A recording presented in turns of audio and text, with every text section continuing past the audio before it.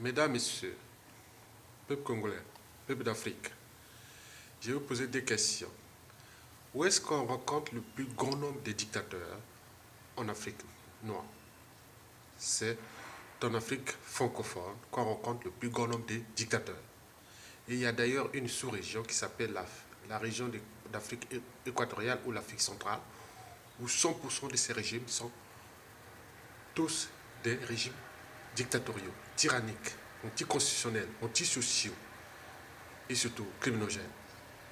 Mesdames, Messieurs, où est-ce qu'on rencontre le progrès économique en Afrique noire? C'est toujours dans les pays anglophones. Parce que l'Angleterre s'est affranchie de l'Afrique anglophone. Il a laissé libre cours la création au marché, aux libertés fondamentales, à la démocratie.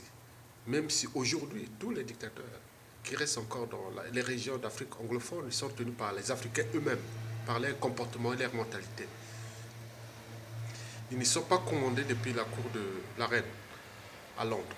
Mais par contre, les dictateurs africains sont traités depuis l'Élysée. Donc c'est d'abord des sous-préfets, des sous-traitants négriers. Et on voit les impacts au niveau des libertés fondamentales. Oui, les droits fondamentaux, la condition humaine, surtout le développement de l'Afrique francophone. Elle est en retard considérable et va être très en retard pour les 20 prochaines années.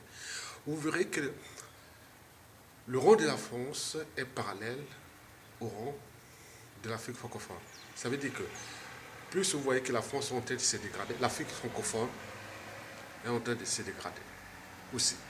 Donc si les Africains eux-mêmes ne cherchent pas à s'affranchir de la France, on peut les traiter d'abord ces pions et ces êtres stupides, trop stupides pour être utiles d'abord à l'espace linguistique de l'Afrique francophone, qu'on appelle l'Afrique francophone, d'abord sortir du joug des Français, mais pas des Français, mais cette classe politique, oligarchie politique affairiste française, qui nuit gravement à l'évolution du continent noir à l'échelle francophone. Mesdames, Messieurs, l'Afrique francophone est en retard considérable face à l'Afrique anglophone.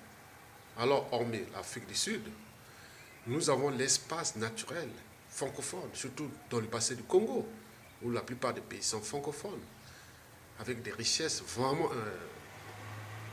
insolentes. Mais regardons où se trouve l'État de... Regardons en République démocratique du Congo, un dictateur qui cherche à se maintenir au pouvoir. Au Congo-Brazzaville, un dictateur qui la France a reconnu alors que toute la communauté internationale ne veut pas. Au Gabon, ça va se passer peut-être comme ça. Au Tchad, au Cameroun, partout on parle de la France c'est comme le mal de l'Afrique. Donc cette nouvelle classe politique française doit prendre ses responsabilités. Parce que le monde a changé et va changer tout au long du XXIe siècle. Et les gens commencent à se structurer contre cette mentalité politique et affairiste française qui nuit gravement à l'évolution de l'Afrique noire à l'échelle francophone. Mesdames, Messieurs, je vous remercie.